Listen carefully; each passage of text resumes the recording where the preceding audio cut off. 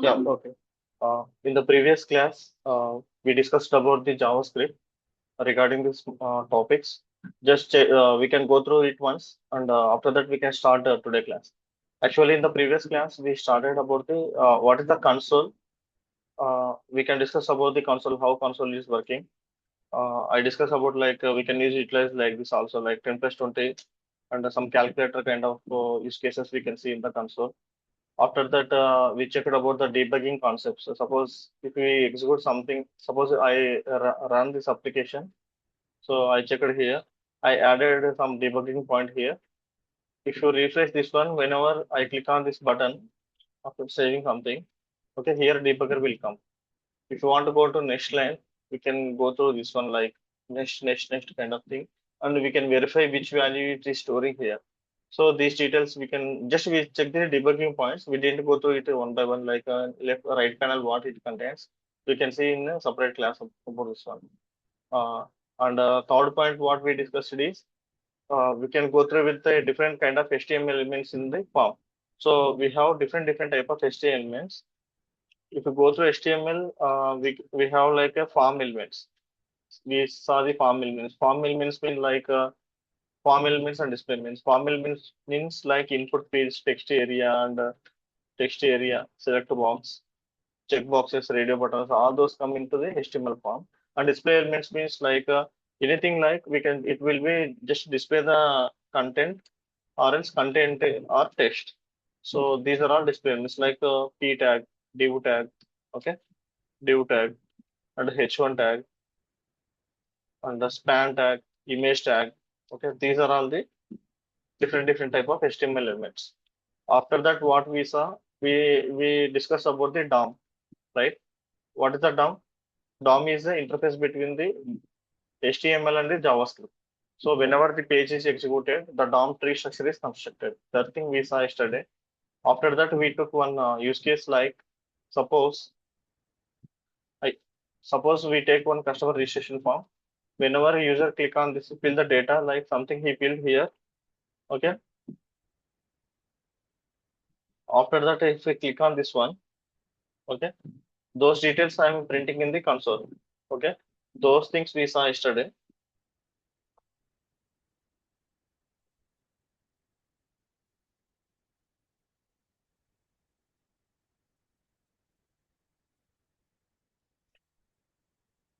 Yeah. After that, what we observed here. Okay.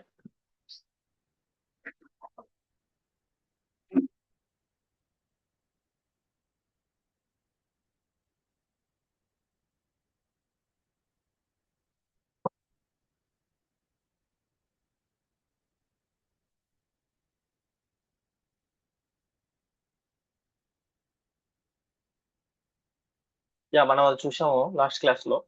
ఆ ఆ తర్వాత మనం ఏం చేసామంటే ఒక ఫామ్ ఫిల్అప్ చేసిన దాని డీటెయిల్స్ ఇక్కడ సేవ్ చేస్తే కనుక మనకి ఆ డీటెయిల్స్ అన్ని కన్సోల్ లో ప్రింట్ అయిపోయినాయి. అవి చూసాము.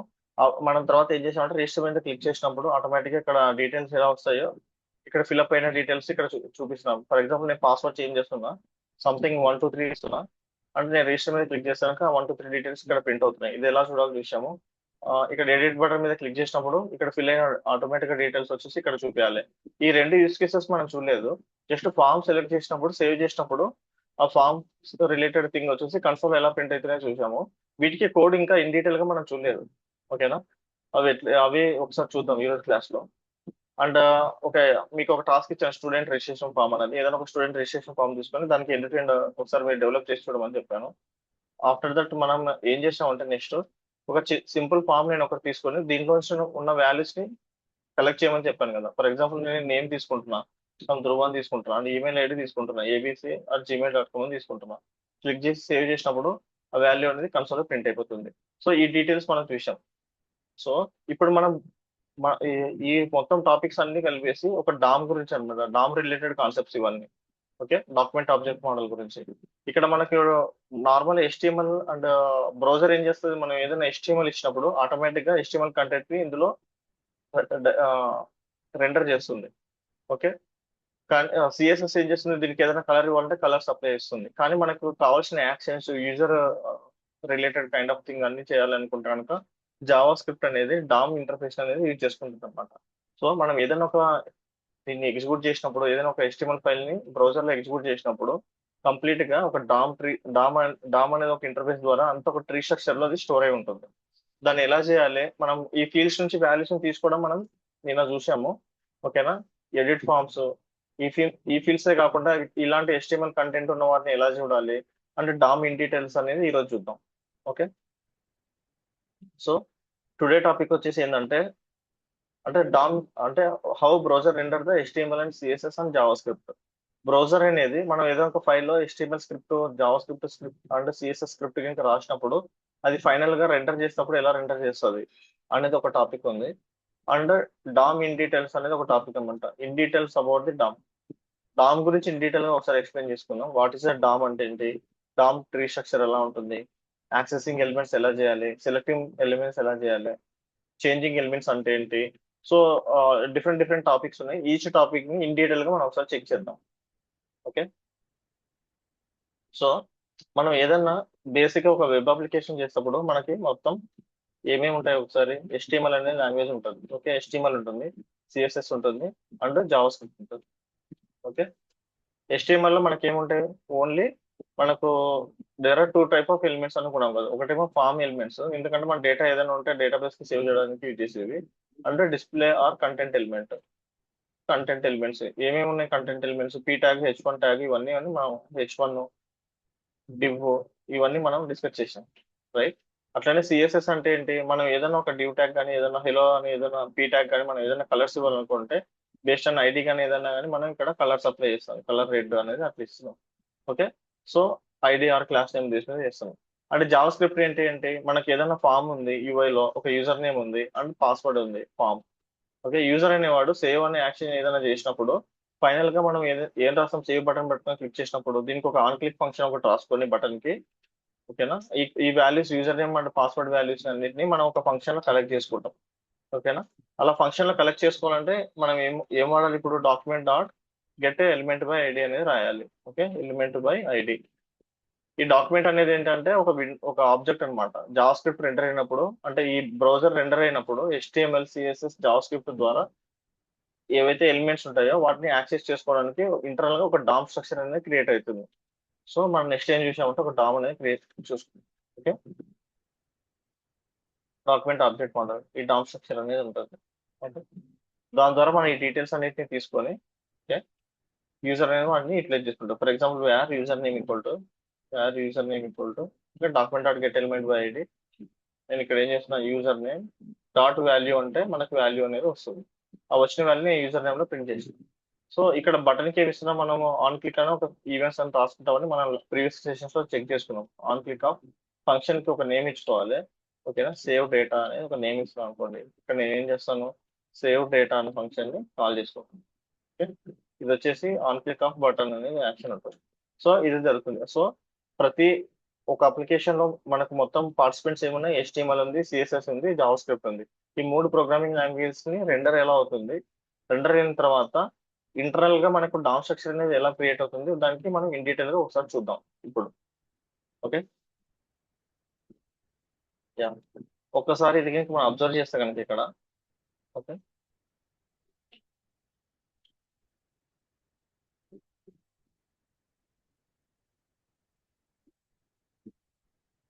దిస్ టాపిక్ వచ్చేసి కొంచెం ఇంపార్టెంట్ అనమాట, మనం కొంచెం ఫోకస్ చేయాలి దీని మీద. ఓకే, అబ్జర్వ్ చేయండి. మనం ఏమనుకున్నాము, ఏదైనా ఒక వెబ్ బ్రౌజర్, ఏదైనా గూగుల్ క్రోమ్ కానీ ఏదైనా తీసుకున్నప్పుడు ఒక HTML ఫైల్ అనేది మనం రెండర్ చేస్తుంది అనుకో, అది స్టార్టింగ్ లో మనకి ఏంటంటే ఒక డామ్ స్ట్రక్చర్ అనేది క్రియేట్ చేస్తుంది. ఓకే, అండ్ ఒక CSS ఆబ్జెక్ట్ ఒకటి క్రియేట్ చేస్తుంది. అది ఎలా క్రియేట్ చేస్తుంది అనేది మనం ఒకసారి చూద్దాం. ఓకే, ఆఫ్టర్ దట్ ఏం చేస్తుంది, CSS ఆబ్జెక్ట్ ఇవి రెండు కలిపి అంటే జావా స్క్రిప్ట్ ప్లస్ CSS రెండు కలిపి ఫైనల్ లేఅవుట్ అనేది మనకు స్క్రీన్ లో విజువల్ గా చూపిస్తుంది అనమాట. ఓకే, ఫర్ ఎగ్జాంపుల్ ఇక్కడ మీరు అబ్జర్వింగ్ చేస్తాను కానీ నేను ఇక్కడ ఏం రాసిన కోడ్, HTML కోడ్ లో బాడీ H1 ట్యాగ్ ఒకటి ఇచ్చాను, హెలో అని ఇచ్చాను, పీ ట్యాగ్ వెల్కమ్ అని ఇచ్చాను. బాడీ ట్యాగ్ అనేది ఎండ్ అయిపోయింది. సో ఫస్ట్ నేను ఈ పేజ్ ని సేవ్ చేసినప్పుడు ఏమైపోతుంది, ఫైనల్ గా నాకు జనరేట్ అయ్యేటప్పుడు HTML పార్సర్ అనేది బ్రౌజర్ అనేది ఏం చేస్తుంది అంటే దీన్ని డామ్ ట్రీగా మారుస్తుంది. డామ్ అంటే డాక్యుమెంట్ ఆబ్జెక్ట్ మోడల్ అన్నమాట.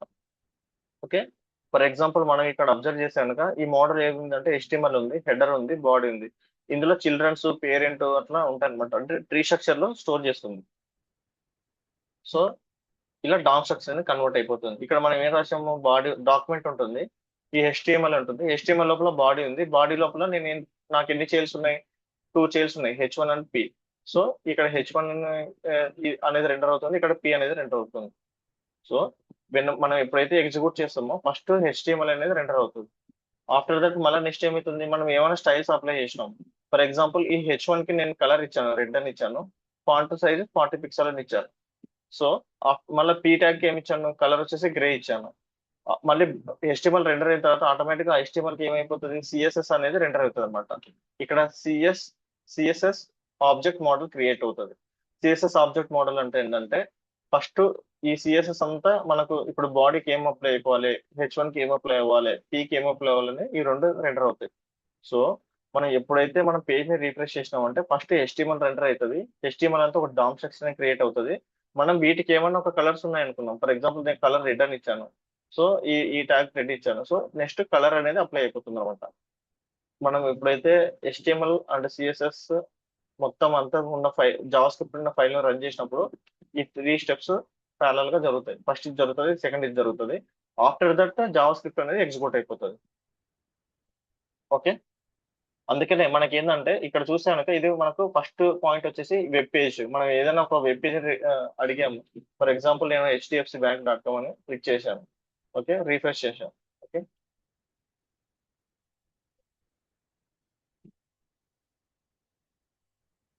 ఫర్ ఎగ్జాంపుల్ నేను HDFC అని అంటున్నా. ఓకే, సంథింగ్ నేను ఇక్కడ క్లిక్ చేశాను. క్లిక్ చేసిన వెంటనే ఫస్ట్ మనకి ఏంటి కంటెంట్స్. యాక్చువల్లీ ఇది వెబ్ అప్లికేషన్ ఫ్లో మీకు అర్థం అవ్వాలి, అంటే ఏమేమి జరుగుతుంది ఒక అప్లికేషన్ రన్ చేసినప్పుడు అన్నది మీకు జస్ట్ టెస్టింగ్ కోసం చూపిస్తుంది. నేను రీఫ్రెష్ చేసిన వెంటనే ఇక్కడ మనకు అబ్జర్వ్ చేస్తే కనుక నెట్వర్కింగ్ కాల్స్ అనేవి వెళ్తాయి అనమాట బ్యాక్ ఎండ్ కి. ఇదేంటంటే బ్యాక్ ఎండ్ నుంచి డేటా తీసుకురావడానికి. దాంతో పాటు మనకి మల్టిపుల్ ఇక్కడ ఇక్కడ చూస్తే కనుక JSS ఏమైనా ఉంటాయి కనుక అన్ని జావా స్క్రిప్ట్ ఫైల్స్ అన్ని లోడ్ అయిపోతాయి. అంటే CSS ఏమైనా ఉంటాయి కనుక అన్ని CSS ఫైల్స్ అన్ని లోడ్ అయిపోతాయి. అండ్ ఏమైనా HTML కోడ్ ఉంటే కనుక HTML కోడ్ అన్ని రెండర్ అవుతాయి అనమాట. ఇక్కడ మీరు ఇంకా అబ్జర్వ్ చేస్తే ఈ పేజ్ లో చాలా ఉన్నాయి, మనకి డామ్ స్ట్రక్చర్స్ అన్ని చాలా క్రియేట్ అయ్యాయి. ఓకేనా, ఇప్పుడు నేను ఇక్కడికి వెళ్ళేసి ఇన్స్పెక్ట్కి వెళ్ళి నేను డాక్యుమెంట్ అని టైప్ చేయగానే, ఓకేనా, ఈ కంప్లీట్ విండోలో ఉన్న డాక్యుమెంట్ మొత్తం వచ్చేస్తుంది. ఫస్ట్ ఏముంది, ఇందులో HTML ఉంది, బాడీ ఉంది, ఓకేనా, డివ్ ఉంది, డివ్ లోపల సంథింగ్ డివ్ ఉంది. అట్లా మొత్తం మనకు ఈ పేజ్ లోడ్ అవ్వగానే త్రూ నెట్వర్కింగ్ ద్వారా సర్వర్ లో డిప్లాయ్ అయిన CSS files, HTML files, Java script files అన్ని లోడ్ అయిపోతాయి. ఓకే, సో ఇది ఇప్పుడు మన HDFC ఎగ్జాంపుల్ కింద తీసుకుంటే ఫస్ట్ టైం మనకి ఏమైపోయింది, ఈ కోడ్ అనేది రెండర్ అయిపోయింది. సెకండ్ టైం ఏమైపోతుంది, జావా స్క్రిప్ట్ కోడ్ అనేది రన్ అయిపోతుంది, CSS కోడ్ రన్ అవుతుంది. ఫస్ట్ HTML రెండర్ అవుతుంది, ఆఫ్టర్ దట్ మనకు CSS రెండర్ అవుతుంది, after that on top of it Java script అనేది రెండర్ అయిపోతుంది. సేమ్ ఎగ్జాంపుల్ ఇక్కడ మన స్క్రీన్ షాట్ ఇక్కడ చూస్తే కనుక సేమ్ ఎగ్జాంపుల్ మనకు ఉంటుంది అనమాట.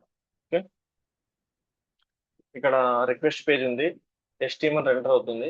HTML రెండర్ అయిన వెంటనే మనకి HTML డామ్ సెక్షన్ అనేది క్రియేట్ అయిపోతుంది. ఆఫ్టర్ దట్ CSS పాస్ అవుతుంది, CSS కి ఒక డామ్ సెక్షన్ అనేది క్రియేట్ అయిపోతుంది.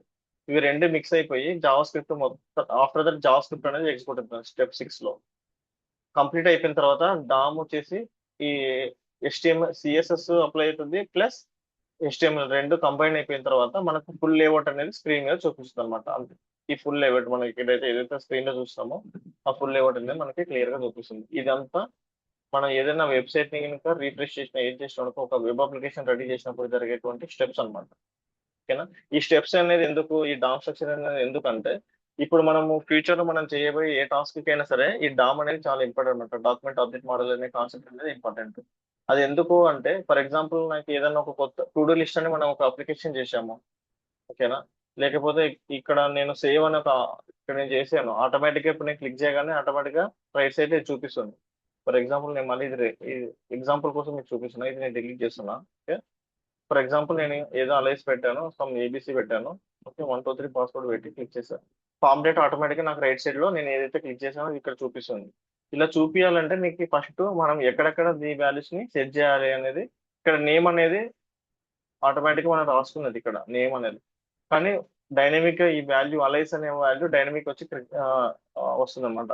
abc@gmail.com క్లిక్ చేస్తే ఏబిసి అనే వాల్యూ డైనమిక్ గా నాకు ఇక్కడ సెట్ అయిపోయింది. ఇదంతా చేయాలి అంటే నీకు డామ్ గురించి క్లారిటీ ఉండాలి. ఓకే, సో అందుకనే డామ్ గురించి అని ఎక్స్ప్లెయిన్ చేస్తాం. సో ఇప్పుడు మీరు ఇమేజ్ ఇంకా క్లియర్ గా అబ్జర్వ్ చేస్తే కనుక ఈ స్టెప్స్ మనకు ఇక్కడ అబ్జర్వ్ అవుతుంది. మనం ఎప్పుడైతే వెబ్ బ్రౌజర్ లో పేజ్ ని రిక్వెస్ట్ చేస్తామో సర్వర్ నుంచి మనకి ఫైల్స్ అన్ని వస్తాయి అనమాట. For example HTML files, CSS files, script files అన్ని వస్తాయి. స్టెప్ 2 ఏమైతుంది, వచ్చిన ఫైల్స్ లో HTML కంటెంట్ అనేది డామ్ స్ట్రక్చర్ గా క్రియేట్ అయిపోతుంది. స్టెప్ 3 లో సిఎస్ఎస్ కోడ్ కూడా సిఎస్ఎస్ ఆబ్జెక్ట్ మోడల్ లా క్రియేట్ అయిపోతుంది. తర్వాత జావా స్క్రిప్ట్ ఎగ్జిక్యూట్ అయిపోతుంది. ఫైనల్ గా మనకి విజువల్ గా స్క్రీన్ ఏదైతే ఉంటుందో ఆ స్క్రీన్ లేఅవుట్ అనేది ఆ త్రీ అన్ని మిక్స్ అయిపోయి ఫైనల్ లేఅవుట్ అనేది స్క్రీన్ లో మనం ఇట్లా చూస్తుంటాం అన్నమాట. Okay, this is the main thing. దీని గురించి ఇంకా ఇన్ డీటెయిల్స్ మనం తర్వాత వెళ్దాం. అంటే వెబ్ అప్లికేషన్స్ అంటే ఏంటి, వెబ్ అప్లికేషన్స్ మనకు డేటా అనేది ఎలా ఎంటర్ చేస్తుంది, ఆ తర్వాత ఫైనల్ గా ఎలా వెళ్తాయి అని తర్వాత చూద్దాం.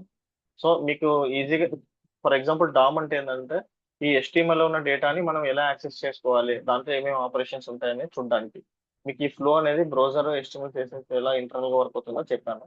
నెక్స్ట్ డామ్ గురించి ఇన్ డీటెయిల్ గా చూద్దాం. ఓకే,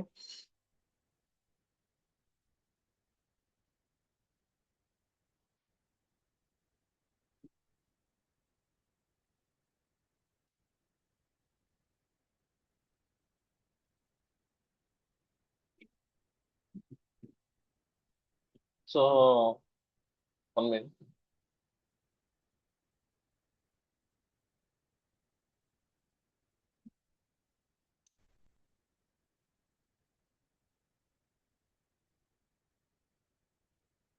యా, ఇప్పుడు మనం డామ్ అంటే ఏంటి, డామ్ ని ఇన్ డీటెయిల్ గా మనం ఎలా అర్థం చేసుకోవాలో ఒకసారి చూద్దాం. ఓకే,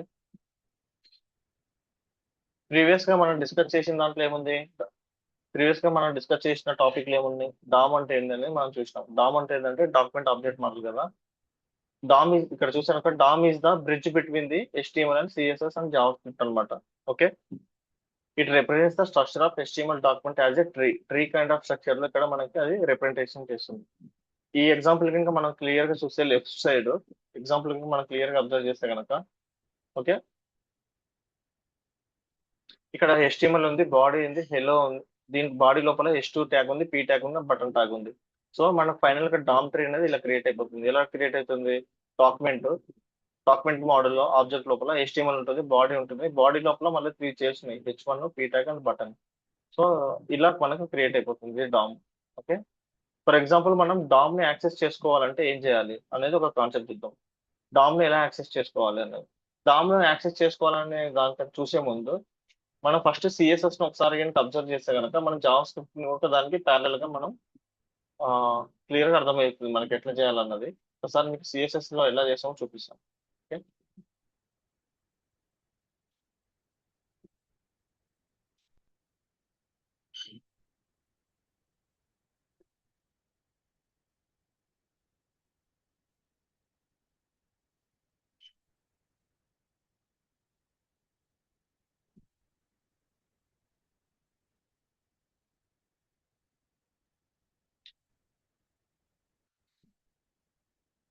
సి ఇక్కడ మనం సిఎస్ఎస్ కి జావా స్క్రిప్ట్ కి ఎగ్జాంపుల్ చూసానికి ప్యారల్ గా మీకు ఈజీగా అర్థమైపోతుంది డామ్ ఎలా యాక్సెస్ చేసుకోవాలి.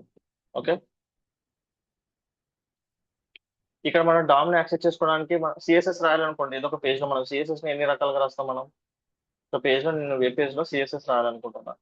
ఓకే, ఫర్ ఎగ్జాంపుల్ నాకు డివ్ అనేది ఒక ఎలిమెంట్ ఉంది. డివ్ కి నేను సిఎస్ఎస్ రాయాలంటే ఏం చేస్తాను, ఫర్ ఎగ్జాంపుల్ div/div అని తీసుకుంటున్నా. ఓకే, లేకుంటే ఇక్కడ ఇక్కడ చూపిస్తాను మీకు.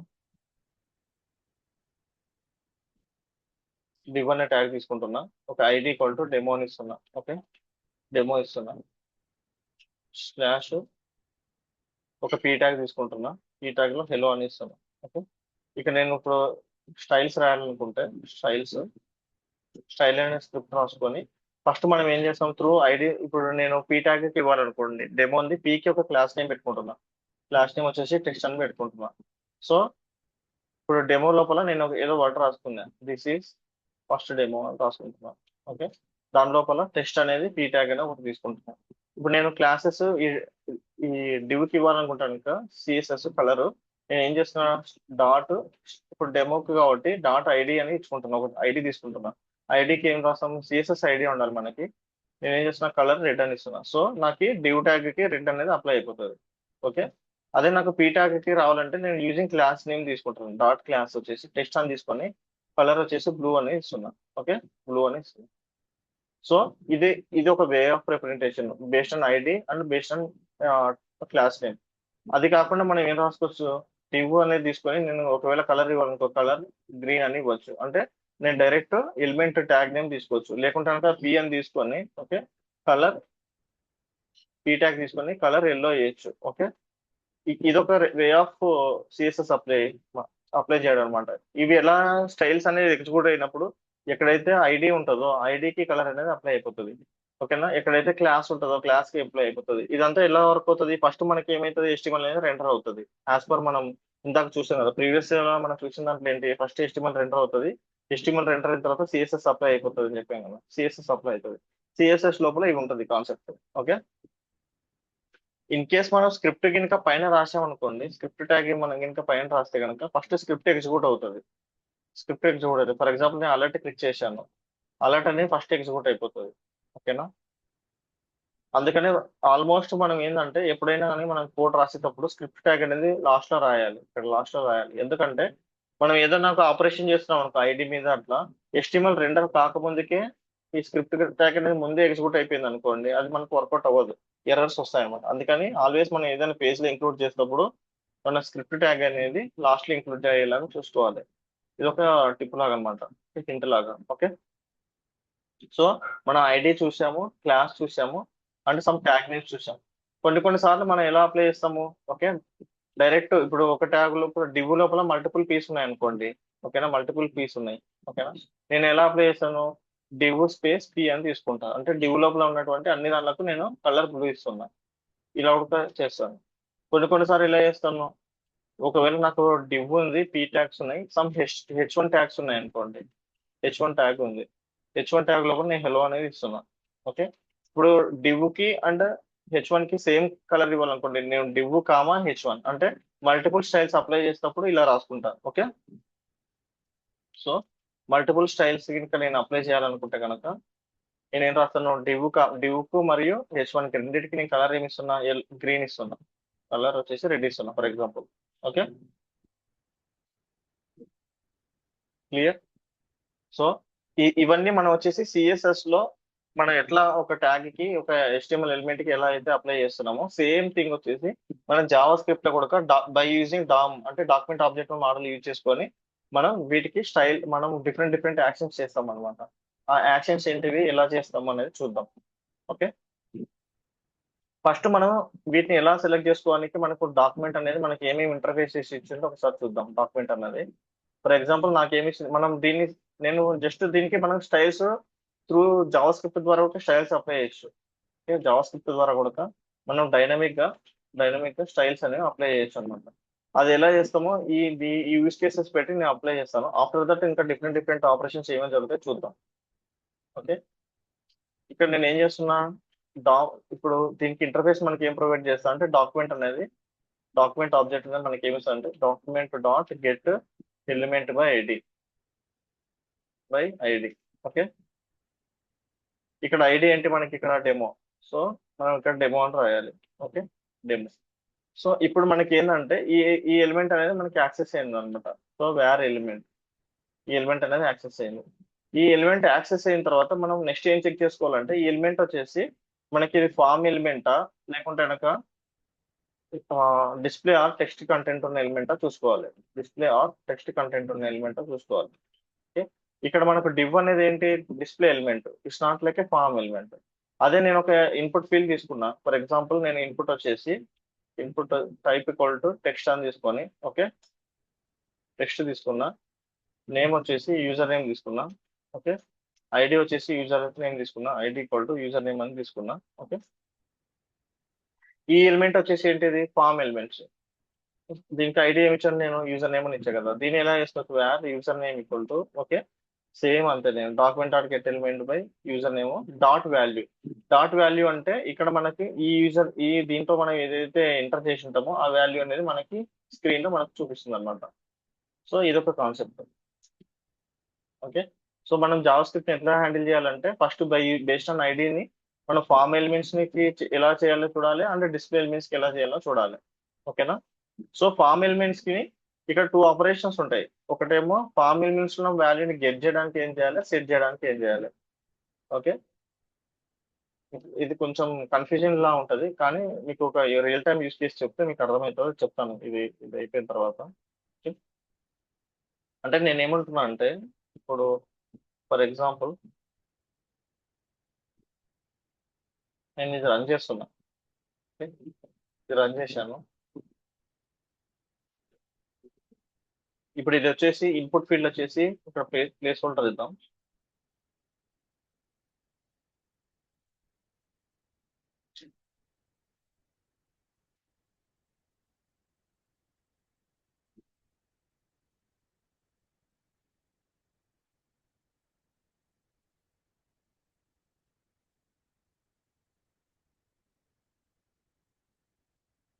స్క్రిప్ట్ రాస్తున్నా.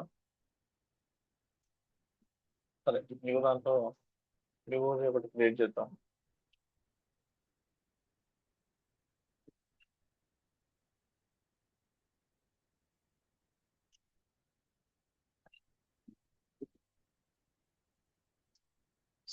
నేను ఏం చేస్తున్నా అంటే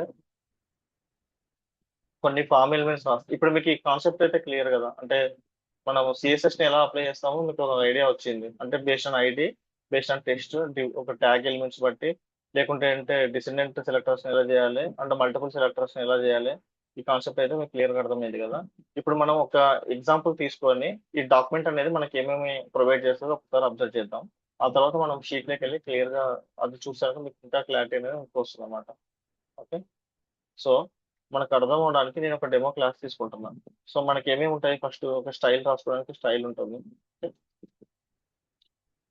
ఆఫ్టర్ దట్ నేను ఏం చేస్తున్నా, ఇదే ఎగ్జాంపుల్ ఇక్కడ ఉన్న ఎగ్జాంపుల్ నేను తీసుకుంటున్నా, స్టైల్ తీసుకుంటున్నా, ఒక ఇన్పుట్ ఫీల్డ్ తీసుకుంటున్నా, నార్మల్ గా ఇది తీసుకుంటున్నాను. ఓకే. ఈ ఎగ్జాంపుల్ తీసుకుంటాను. ఇప్పుడు నేను రన్ చేసి చూస్తే ఇక్కడ యూజర్ నేమ్ వస్తుంది. ఇక్కడ నేను ప్లేస్ హోల్డర్ వచ్చేసి యూజర్ నేమ్ అంటాను. ఓకే. చూద్దాం, ఇది రన్ చేసి చూద్దాం ఏమొస్తుంది. ఓకే. ఇక్కడ నాకు ఒక యూజర్ నేమ్ వచ్చింది, సమ్ ఒక డివ్ ట్యాగ్, ఇందులోపల మళ్ళీ కొన్ని H1 బి ట్యాగ్స్, అంటే ఒక H1 ట్యాగ్ అనేది ఉంది. ఓకే. ఇప్పుడు నేను ఇక్కడికి వెళ్ళేసి ఇవి వచ్చేసి form elements. Form elements first మనం బేస్డ్ ఆన్ ఐడి బేస్ మీద చూద్దాం ఏమేం చేయాలో. ఇవి వచ్చేసి display elements or content elements. Content elements just ఇవి డిస్ప్లే వచ్చిన డేటాని డిస్ప్లే చేస్తాయి. ఇవేంటంటే మన యూజర్ ఏదైనా ఫిల్అప్ చేసిన వాల్యూస్ ని అక్కడ సెట్ చేస్తాయి. సో ఇప్పుడు నేను మనకి ఏం కావాలి, ఏదైనా ఒక బటన్ మీద ఒక బటన్ రాసుకుందాం. బటన్ బటన్ కి నేను ఒక క్లిక్ ఫంక్షన్ రాస్తున్నా. క్లిక్ ఫంక్షన్ రాయాలంటే ఈవెంట్ బైండ్ చేయాలంటే ఏం చేయాలి, మనం ఒక ఆన్ క్లిక్ అని ఒక ఫంక్షన్ రాసుకోవాలి. ఆన్ క్లిక్ వచ్చేసి సేవ్ ఫామ్ అనే ఒక ఫంక్షన్ నేమ్ రాస్తాను అక్కడ. ఓకే. సేవ్ అనేది రాస్తున్నాను. ఓకే. సేవ్ ఫామ్ అనేది స్క్రిప్ట్ లో రాయాలి కాబట్టి నేను ఇక్కడికి వెళ్ళేసి ఒక స్క్రిప్ట్ ట్యాగ్ రాస్తున్నా.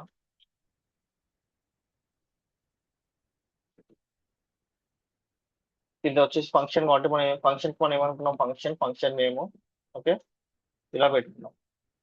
సో ఇక్కడ మనం ఆపరేషన్స్ వచ్చేసి 2 టైప్ ఆఫ్ ఆపరేషన్ చేయాలి. ఒకటి ఏంటంటే ఇన్పుట్ ఫీల్డ్స్ ని మనం ఎలా తీసుకోవాలి, ఓకే, వాల్యూస్ ని ఎలా యాక్సెస్ చేసుకోవాలో చూద్దాం. ఫస్ట్ యాక్సెస్ మీద వర్క్ చేద్దాం, తర్వాత సెటర్ మీద వర్క్ చేద్దాం. యాక్సెస్ ఆర్ గెటర్ అంటే ఏదో చూపిస్తాం మీకు. ఓకే.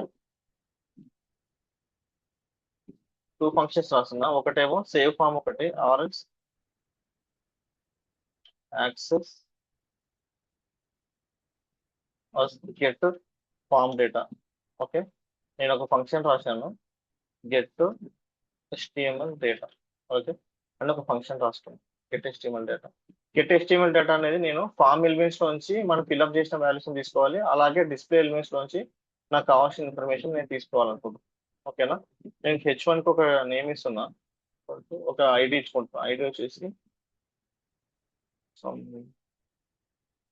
హెడ్డింగ్ అని ఇచ్చుకుంటాం, హెడ్డింగ్ ఐడి అని ఇచ్చుకుంటాం.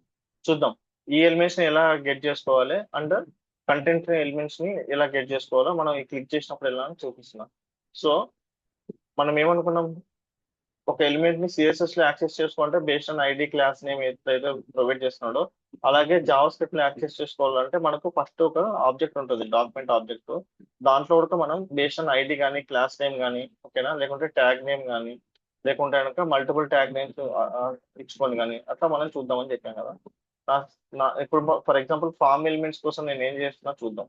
ఓకే, ఆ ఇన్పుట్ ఫీల్డ్ ఉన్న వాల్యూని నేను తీసుకుంటే var user name equal to document dot get element by ID dot value అంటున్నా.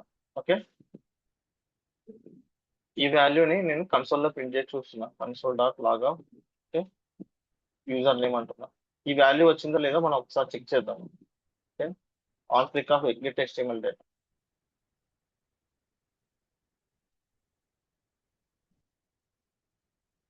సో నేను ఇక్కడికి వెళ్తున్నా, ఎగ్జిక్యూట్ చేస్తున్నా. ఇక్కడ ఒక వాల్యూ ఎంటర్ చేస్తున్నా, అడ్మిన్ అని. ఓకే, నేను నెట్వర్క్ లెక్క వెళ్ళి క్లిక్ చేస్తున్నా. ఇప్పుడు నేను క్లిక్ చేస్తుంటే ఇది వర్క్ అవుతలేదు.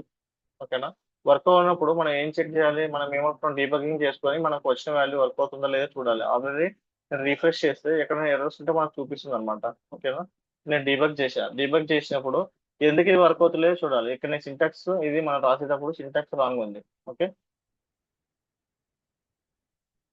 అందుకే నేను క్లిక్ చేస్తున్న వాల్యూ వస్తలేదు. అది మనం ఎప్పుడైనా ఇట్లా వచ్చినప్పుడు చెక్ చేసుకోవాలన్నమాట, ఆన్ క్లిక్ అనేది. సింటాక్స్ ఎలా ఉంది, ఆన్ క్లిక్ అన్న దానికి డైరెక్ట్ ఉంది. ఓకే, సో నేను ఇక్కడికి వెళ్ళేసి ఇది యాంగిల్ లో రాస్తాము ఇట్లా. సో బై డిఫాల్ట్ అలా వచ్చేసింది. జస్ట్ ఆన్ క్లిక్ అని రాసి గెట్ HTML డేటా అని రాసాను. డిబగింగ్ అనేది ఎందుకు యూజ్ అవుతుంది అంటే ఇందుకోసమే. ఓకే, ఇప్పుడు నేను రీఫ్రెష్ చేసి నా ఫంక్షన్ లెక్క ఏదో అసలు వస్తుందో లేదో నేను డిబగర్ పాయింట్ పెట్టుకొని క్లిక్ చేస్తున్నా. సో నేను ఏదో సంథింగ్ నేమ్ ఇచ్చేసాను, క్లిక్ చేసిన వెంటనే నాకు ఏమైపోయింది, ఇక్కడ document dot get element by ID dot user name dot value. నేను ఇక్కడ నెక్స్ట్ ఉంటుంది, మీకు నెక్స్ట్ బటన్ మీద క్లిక్ చేసినప్పుడు ఆ వాల్యూ అనేది అడ్మిన్ అని ఎంటర్ చేసా కాబట్టి అడ్మిన్ అనే వాల్యూ నాకు వచ్చేసింది. అది కన్సోల్లో ప్రింట్ అవుతుందా లేదా చెక్ చేద్దాం. నెక్స్ట్ లైన్కి వెళ్ళి ఇది నెక్స్ట్ లైన్కి వెళ్తే మనకు వచ్చేసింది. ఈ కన్సోల్ ఈ వాల్యూ అనేది ప్రింట్ అయిందా?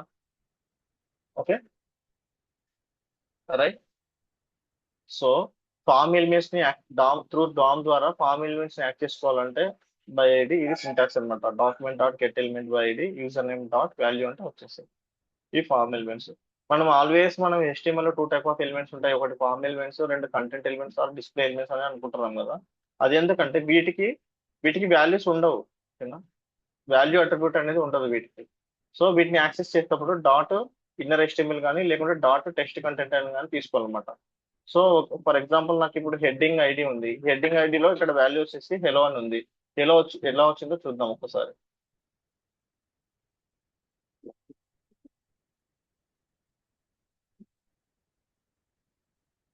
ఒకసారి చెక్ చేద్దాం మనం.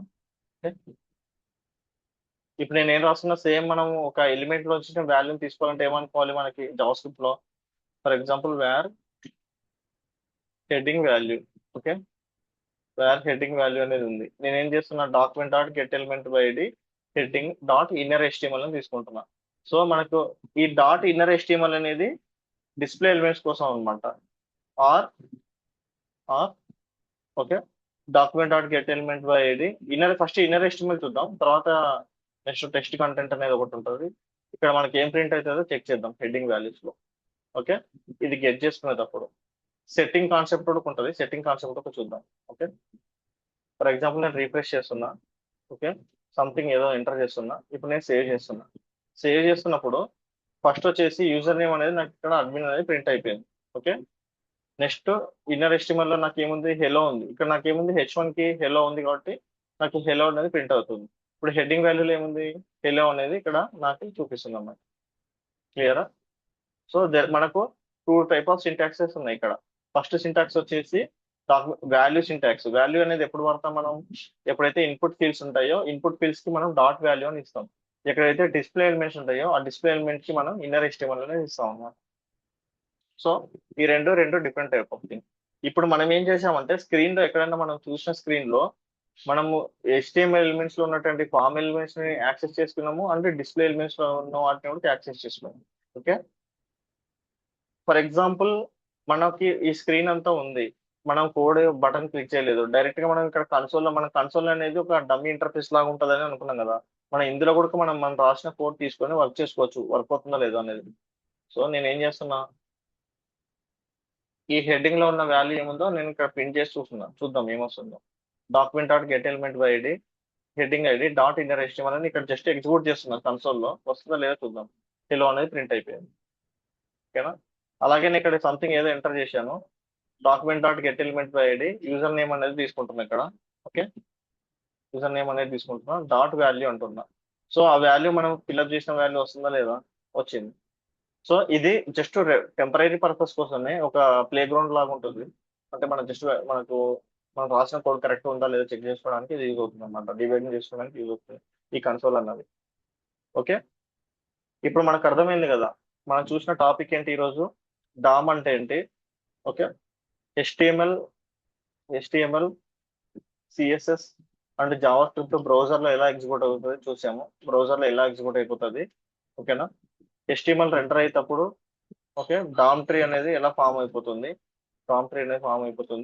అండ్ సిఎస్ఎస్ రెండర్ అయ్యేటప్పుడు, ఓకే, సిఎస్ఎస్ ఆబ్జెక్ట్ మోడల్ అనేది ఎలా ఫామ్ అయిపోతుంది. అండ్ ఫైనల్ గా జావా స్క్రిప్ట్ రన్ అయ్యేటప్పుడు ఎలా రన్ అవుతుంది, ఎలా ఎగ్జిక్యూట్ అవుతుంది మనం చూసాము. Okay, and based on DOM API use చేసుకొని మనం జస్ట్ ఇప్పుడు మనం ఇంతవరకు ఏం చూసాము, HTML లో టూ టైప్ ఆఫ్ ఎలిమెంట్స్ ఉంటాయి కాబట్టి, ఒకటి form elements, okay, and content elements ఉంటాయి కదా, కంటెంట్ ఎలిమెంట్స్, ఈ రెండు ఎలిమెంట్స్ ని ఎలా యాక్సెస్ చేసుకుని చూసాం. ఓకే, రియల్ టైమ్ లో ఎలా ఉంటుంది అంటే మనకు ఫామ్ ఇస్తారు. ఓకే, ఒక స్టూడెంట్ ఫామ్, ఏదైనా కస్టమర్ రిజిస్ట్రేషన్ ఫామ్, అలాంటి ఫామ్ ఒకటి ఇచ్చేసి దాన్ని సేవ్ చేస్తారు. సేవ్ చేసినప్పుడు ఈ డీటెయిల్స్ అన్ని మనం కలెక్ట్ చేయాలి, అలాంటి ఒక టాస్క్ ఉంటుంది. కొన్ని కేసెస్ ఏంటంటే మనం ఏదైతే ఆ, కొన్నిసార్లు కస్టమర్స్ అనేది లెఫ్ట్ సైడ్ వస్తారు, దాని మీద క్లిక్ చేస్తేనే ఏ కస్టమర్ అయితే మనం క్లిక్ చేసామో ఆ కస్టమర్ ఐడి తీసుకెళ్లి సైడ్ కి 2x2 లేఅవుట్ అని ఒకటి ఉంటుంది అనమాట, కాన్సెప్ట్ 2 లేఅవుట్స్ ఉంటాయి. ఓకే, సైడ్ కి ఆ కస్టమర్ యొక్క డీటెయిల్స్ అనేది చూపించాలి. అలాంటి కేసులో ఈ డాట్ ఇన్నర్ HTML లో డాట్ కంటెంట్ అనేది యూజ్ అవుతుంది అనమాట. ఫర్ ఎగ్జాంపుల్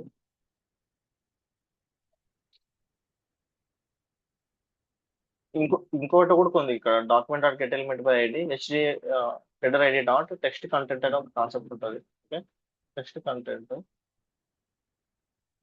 ఓకే,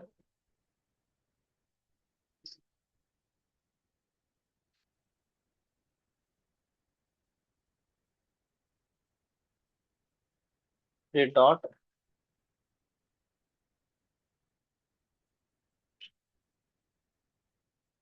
పెడతాం, సింటాక్స్ ఒకసారి చెక్ చేద్దాం.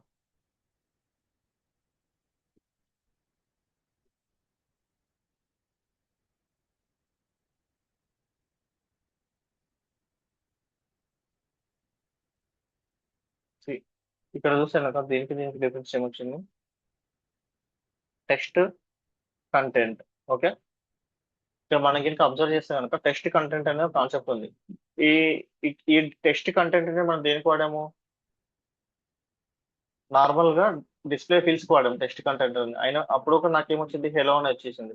ఇన్నర్ HTML కి కూడా వాడినప్పుడు కూడా హెలో వచ్చేసింది. ఓకే, సో టెక్స్ట్ కంటెంట్ వచ్చినప్పుడు హెలో అని ప్రింట్ అయిపోయింది, అంటే ఇన్నర్ HTML వాడినప్పుడు కూడా నాకేమొచ్చింది, హెలో అనేది ప్రింట్ అయిపోయింది. ఇవి రెండు వచ్చేసి నేను డిస్ప్లే ఎలిమెంట్స్ కి వాడుతున్నా. Okay, dot inner HTML,